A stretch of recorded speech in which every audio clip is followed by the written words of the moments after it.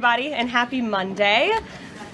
Let's get to it, and we'll begin with a few scheduling announcements today. President Trump will be hosting the Canadian Prime Minister Mark Carney tomorrow for a working meeting here at the White House. On Thursday, the president will host his 8th cabinet meeting alongside his incredible team. Also on Thursday afternoon, President Trump will host the president of Finland, Alexander Stubb, for a working meeting here at the White House. The president also wanted me to relay his congratulations to Japan for electing their next prime minister, a highly respected person who also happens to be the first female to hold the position for our great ally. While President Trump continues to negotiate peace deals, meets with world leaders, and celebrates the 250th birthday of our United States Navy, as you saw he and the First Lady do just yesterday, Democrats, unfortunately, are continuing to play political games. And we are now in day 6 of the Democrat federal government shutdown. Millions of American federal workers are under enormous financial stress as a result, wondering how they will pay their bills and take care of their families. If the Democrats do not vote to open the government tonight, federal workers will not receive their next full paycheck. Additionally, the special supplemental nutrition program for women, infants, and children will run out of federal money very soon. This program provides vouchers to buy infant formula, fresh fruits and vegetables, and other healthy foods for low-income families. It can be easily fully funded if Democrats simply vote tonight to reopen the government. Also, our incredible military service members who risk their lives to preserve and defend our country are now working without pay and will miss their next paychecks if this Democrat shutdown does not end tonight. The Republican-backed clean and nonpartisan funding bill fully funds this important food aid program, gets our troops paid, and reopens the government. So all of this begs the question, what is the Democrat ongoing shutdown truly about? The sad truth, we believe, is that the Democrats intentionally shut down the government and are inflicting this pain on American citizens to try and demand free health care for illegal aliens. Of course, this is an indefensible and truly radical policy to be in favor of, let alone to use as the primary reason to shut down the United States government. So the Democrats and their allies are desperately lying about their true motivations.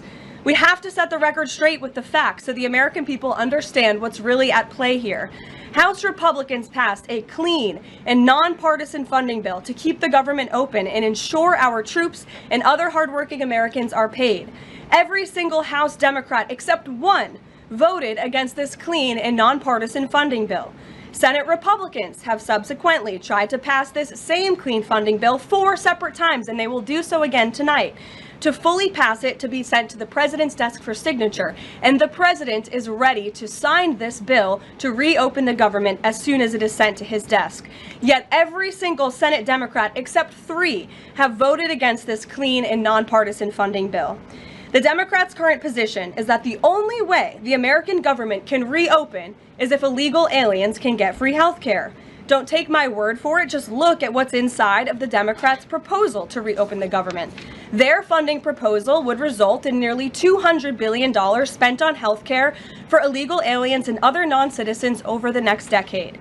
To put this in perspective, $200 billion is enough money to fund the entire children's health insurance program, which provides health insurance to low-income children and women.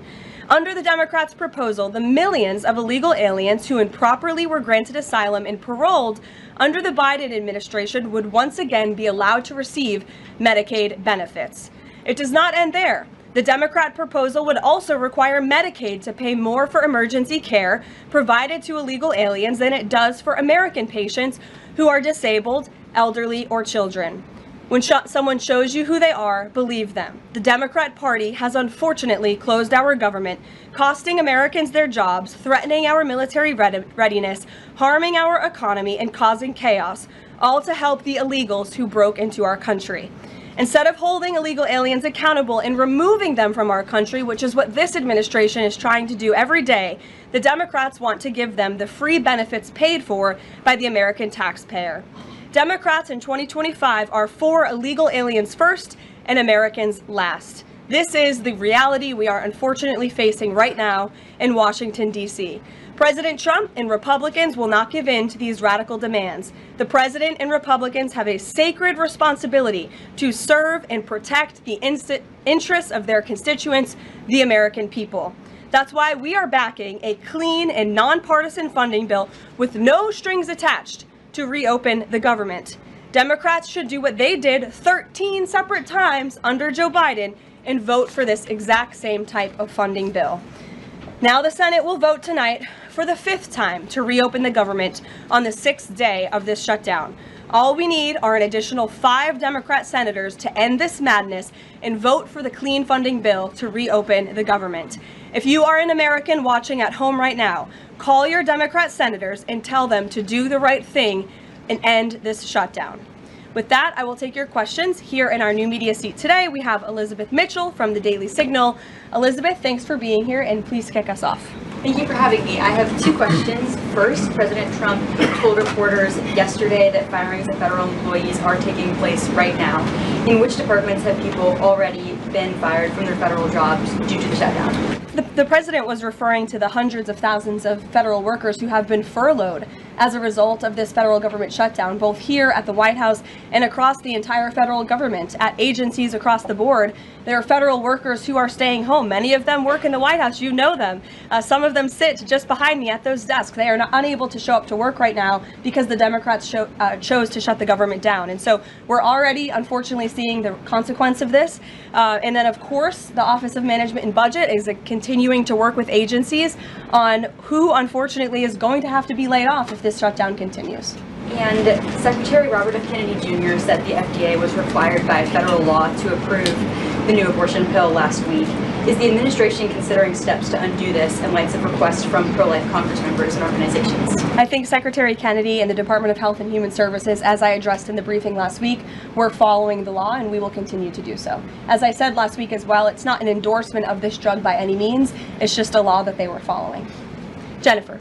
We heard you say that you want people to call their Democratic senators. Is the president calling Democratic senators himself? Can you say what he's doing today to resolve the shutdown? Yep, I was just in the Oval Office. He was on the phone with Speaker Johnson. He's also spoken with the Senate Majority Leader, who are in touch with, of course, moderate Democrats and Democrats across the board, who we understand hopefully want to do the right thing by their constituents to reopen the government. So the president is being kept very well apprised of the ongoing shutdown on Capitol Hill. And of course, his position is very clear. There's nothing to negotiate, just reopen the government, and then we can talk about all the important issues facing our country. So he hasn't called specific members of Congress? Not to my knowledge, no. And then on the Affordable Care Act, is he willing to give more, to share more on what he'd like to negotiate on the Affordable Care Act later? Is he willing to say specifically what he would like and when?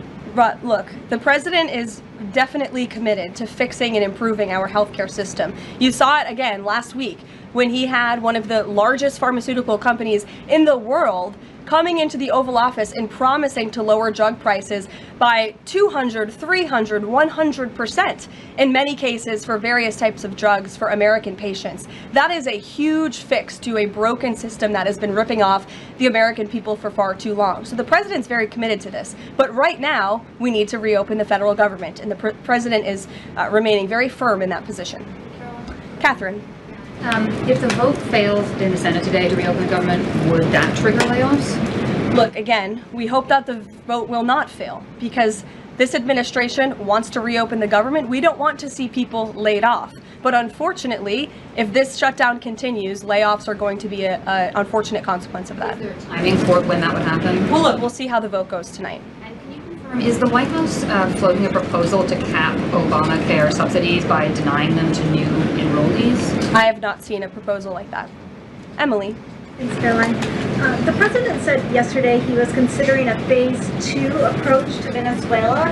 Is the president considering U.S. boots on the ground or any kind of support of overthrowing Maduro? I won't get into any specific proposals that are being considered by the president and his national security team, but I think we've been pretty transparent and clear in the administration's view of the illegitimate Maduro regime, and the president has taken very unprecedented, tough action to end the illegal trafficking of illicit drugs into our country from Maduro's illegitimate regime. Caroline. Danny, go ahead. Thanks, Caroline. The French government has collapsed again for the fourth time in a year.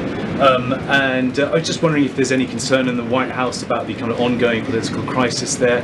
Any thought about whether the President Trump's good friend, President Macron, should either call elections or even resign over that? Well, I can tell you the White House and the National Security Council are very much aware of this situation, but I think it would be imprudent of me to weigh in on French internal politics from the podium, so I will reserve comment on that. Behind you, yes. What is President Trump's expectations for talks today and I guess this week in Egypt? And is there a new timeline that the president is giving all sides to reach an agreement? Yes, there are technical talks happening right now in Egypt amongst Special Envoy Witkoff and Mr. Kushner, as well as their respective parties from all sides. What we saw take place on Friday, and I have not commented on that from the podium yet, is truly remarkable. You've seen all sides of this conflict agree that this war needs to end and agree to the 20-point framework that President Trump proposed. It's an incredible achievement, and the administration is working very hard to move the ball forward as quickly as we can. The president wants to see a ceasefire. He wants to see the hostages released, and the technical teams are discussing that as we speak to ensure that the environment is perfect to release those hostages. They're going over the lists of both the Israeli hostages and also the political prisoners who will be released, and those talks are underway, and the president is very much on the ball and is being apprised of this situation. The president has given a Sunday evening deadline. Obviously, the negotiations have extended that, I imagine. What is that new deadline? Does the president have a time frame in mind to see this phase implemented? Well, the Sunday evening deadline was to hear back from Hamas on the proposal one way or another. And of course, on Friday, Hamas put out a very clear statement in the president's view that they accept the president's framework, and that's why those technical talks are now underway. But again, we want to move very quickly on this, and the president wants to see the hostages released as soon as possible. Steve. How long do you expect those technical talks to last, Caroline? I don't want to draw a red line up here, Steve. Of course, it's very important, as I just mentioned, that we get this done quickly. That's how the president's team feels, so we can get some momentum, get the hostages out, and then move to the next part of this, which is really ensuring that we can create a lasting and durable peace in Gaza, and ensure that Gaza is a place that no longer threatens the security of Israel or the United States. What do you expect to be on the agenda for the president's meeting with the Prime Minister of Canada tomorrow? I'm sure trade will be a topic of discussion tomorrow, and all of the other issues that are facing both Canada and the United States. I know the president looks forward to having that discussion with Carney in the Oval Office. Caitlin. Thanks, Caroline. I have two questions. On the layoff of federal workers, potentially, the president said yesterday that Democrats will be to blame if federal workers lose their jobs. Historically, though, in past shutdowns, workers have been furloughed, but they have not been laid off en masse. So wouldn't that be the president's call to lay people off? As I've said repeatedly, Caitlin, this conversation about layoffs would not be happening right now if the Democrats did not vote to shut the government down. And as I also said last briefing as well, we are $37 trillion in debt, and the government is not receiving any cash. So someone has to look at the balance sheet and be good stewards of the American taxpayer dollar. And layoffs are an unfortunate consequence of that. Term, for example. Well, as I'm telling you now, this administration is focusing on checking the balance sheet and ensuring we're doing the right thing by the American taxpayer. And again, these conversations about layoffs would not be happening in the White House today if not for the Democrat shutdown. And they have a choice to change that. They have another opportunity tonight to do the right thing to reopen the government. Joey. Judge over the weekend. Sorry, my second question. A federal judge over the weekend that the president had appointed to the bench in his first term in office basically argued that he could not deploy other states' National Guards to Portland. Basically said that it was untethered, his argument, to what is actually happening on the ground. Which local officials in Portland have said that the National Guard is needed there? With all due respect to that judge, I think her opinion is untethered in reality and in the law. The president is using his authority as Commander-in-Chief, U.S. Code 12406, which clearly states that the president has the right to call up the National Guard in cases where he deems it's appropriate. And if you look at what has happened in Portland, Oregon, for more than 100 nights, I was talking to our law enforcement team about it this morning, for more than 100 days, night after night after night, the ICE facility has been really under siege by these anarchists outside. They have been disrespecting law enforcement. They've been inciting violence. We saw, again, a guillotine rolled out in front of this federal building. And so the president wants to ensure that our federal buildings and our assets are protected. And that's exactly what he's trying to do. And ultimately, in the case in Los Angeles, that judge ruled in the Ninth Circuit, that panel of judges ruled that those troops could remain and that the president was well within his authority to do so. So we are appealing that decision. As you know, we expect a hearing on it pretty quickly, and we're very confident in the president's legal authority to do this, and we're very confident we will win on the merits of the law. But no local officials that you can point to that have said we need the National Guard? Because I spoke to the police chief of Portland last week. He said that the president's claims just don't match up with what's happening on the ground. I would encourage you as a reporter to go on the ground and to take a look at it for yourself, because there's been many members of the press, not press in this room, but independent journalists, some of whom we'll be inviting to the White House very soon to share their stories, because they have been in the middle of these riots and they have witnessed the anarchy that is taking place night after night. It's on video. You should play it on your show. You have a great opportunity on prime time on CNN to show your audience. Yeah, but you're probably talking to partisan Democrat officials who are opposed to everything this president does. You should also ask the people who live in Portland. We've actually heard from many members of the community who have said that this is complete civil disobedience. It's a mess. It's been loud. It's been troubling for neighbors in the community who are just trying to live peacefully. And these people are not there to peacefully protest. They are there to cause mayhem and havoc. Yeah, Karoline. Stephen, go ahead. Thank you, Karoline. Two questions. First, do you have a reaction to reports that thousands of Cuban troops are deployed alongside Russia fighting in Ukraine? And on a very different matter, the president last week floated in an interview with our colleague Daniel from One America a rebate for tariffs of up to $2,000 per person. Is that plan contingent on the Supreme Court's upcoming ruling on the legality of the tariffs? And is the White House preparing for legislation to make that happen? Sure. On the first point, I have not seen that report, Stephen, but I'll check in with our national security team after this and we'll get you an update. To your second point about the tariff rebates, I think it's an idea that the president has discussed and floated with his team of advisors, but no decision has been firmly made at this point in time.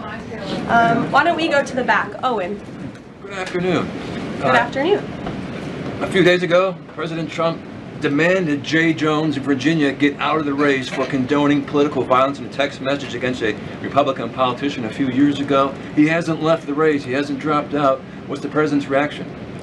Well, as you know, I'm not at liberty to discuss political races from the podium. I think the president himself made his position very clear, and I think anyone could agree the messages that were sent by this Democrat nominee for Attorney General in Virginia are really shocking, alarming, and completely unacceptable. He was threatening to kill his opponent and his opponent's children, and that type of rhetoric has zero place in our country, and the president was absolutely right to condemn that. One more, please. Sure, go ahead. Thank you. The Democrats have questioned and scrutinized the president's comments about using potentially the military, American cities, as training grounds for the military. And when you look at Portland, Chicago, local and state officials say that their local law enforcement is able to handle the situations, these protests on the ground. The president says that Portland is burning, using that as justification for the National Guard in Portland. But when you look here in Washington, D.C., the president just last week said it is now a completely safe city, and there are still National Guard members on the streets that are not involved in ICE activities. Can you provide the justification for the White House here in Washington, D.C., why the National Guard members continue to be out on the streets? Because Washington, D.C. has invited the National Guard here. Why?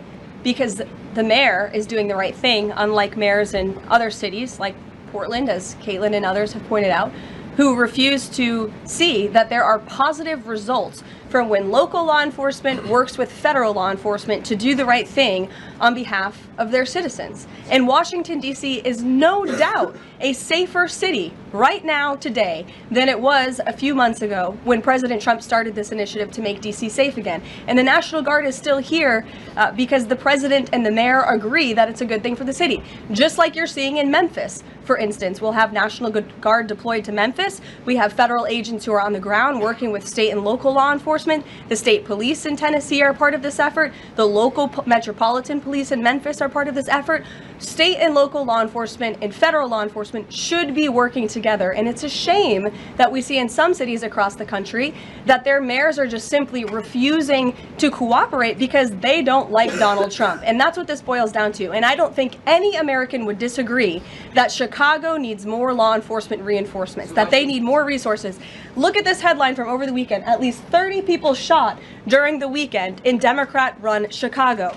5 of them were killed in one weekend. This is completely unacceptable, and the president wants to make American cities safer, and he's willing to work with anyone to do it. If the courts allow you to ultimately send in the National Guard into Chicago and Portland, do Democrats not have reason to be concerned that there are long-term plans by this administration to keep U.S. military or the National Guard in American cities, like what we're seeing here in Washington? Why should they be concerned about the federal government offering help to make their cities a safer place? They should be concerned about this. They should be concerned about the fact that people in their cities right now are being gunned down every single night. And the president, all he's trying to do is fix it. And there has been a complete smear campaign by the Democrats and the media, quite frankly. I was reading Political Playbook this morning, one of the most inside the Beltway newsletters you can find. And you guys are framing this like the president wants to take over the American cities with the military. The president wants to help these local leaders who have been completely ineffective in securing their own cities. And we have already seen there's a positive formula for that. Look at Washington, D.C. The murder rate has declined significantly. Our streets are safer. People who live here feel safer. All of you in this room, I know you do, you just won't admit it. And it's a proven system that works, and the president wants to make America's cities safe again. And I don't think there's anything wrong with that. Michael. Thank you, Caroline. 2 questions, if I may. Because the mayor wants them. Michael. These talks in Egypt, if Hamas does agree to relinquish power and give it up, cede power to this transitional technocratic government, if that does happen, would the Trump administration then recognize a Palestinian state? Look, I don't want to get ahead of the technical talks right now, Michael. They're extremely sensitive. They're taking place, again, as we speak, and there's a lot of, there's many things to discuss, of course. This is hopefully we expect and we hope going to be one of the greatest peace deals this world has ever seen. And the Trump administration is working diligently and working very hard to get there. And as I said, Friday, all terms agreed. We have the Arab countries who are working with us. Of course, Israel has been incredible in cooperating with the president's plan and agreeing to it. And we're very hopeful, and we expect that to continue. You tweeted about this over the weekend. Thank you. I was going to you in the blue shirt and tie. Thank you, Caroline. You're welcome. The Daily Mail. Today, the Supreme Court declined to hear Ghislaine Maxwell's appeal. Will Trump rule out granting her clemency? Is that something the White House is considering? It's not something I've heard discussed.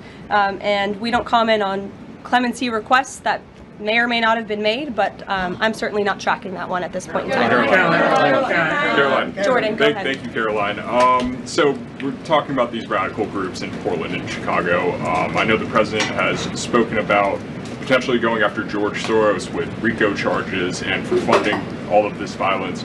Has there been any update on that? And also, is the administration looking into the other nonprofits, maybe taking away their 501c3 status for funding this violence? And one more question. Sure. The financial backing of these groups, particularly Antifa, is certainly something the administration is looking into aggressively. And the federal government has never really been mobilized or tasked with doing that.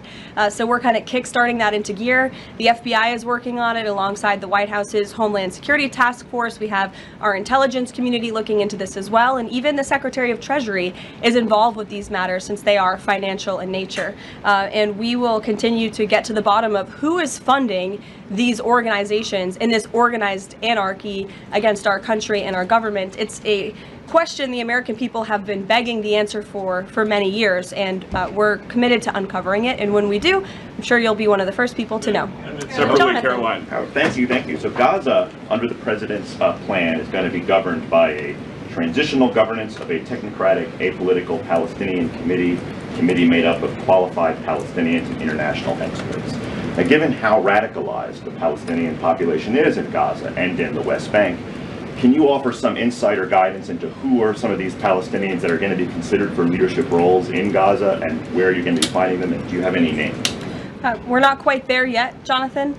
The president believes peace is possible in Gaza, and that's why he presented this detailed and comprehensive plan. The first step of that is securing a ceasefire and releasing the hostages, and then those conversations about ensuring a durable and lasting peace can continue. But what do you need to have peace in a region like Gaza that's been war-torn for far too long? You need security guarantees, and you need good governance. And so those will be two of the priorities that this administration is focused on. If I may, the president has said he wants the government to reopen this week in a deal.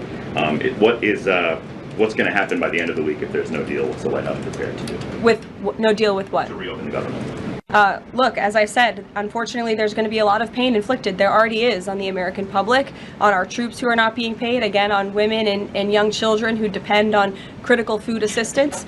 We hate to see this. And in fact, the Office of Management and Budget is trying to do everything they can to find funds to get out the door for these vulnerable populations in our country. Again, we shouldn't be having to do that. The Democrats have a chance to change course tonight. I believe the vote's taking place at 6:30, and we urge Democrat senators to vote to reopen the government and to do the right thing. Thanks, guys.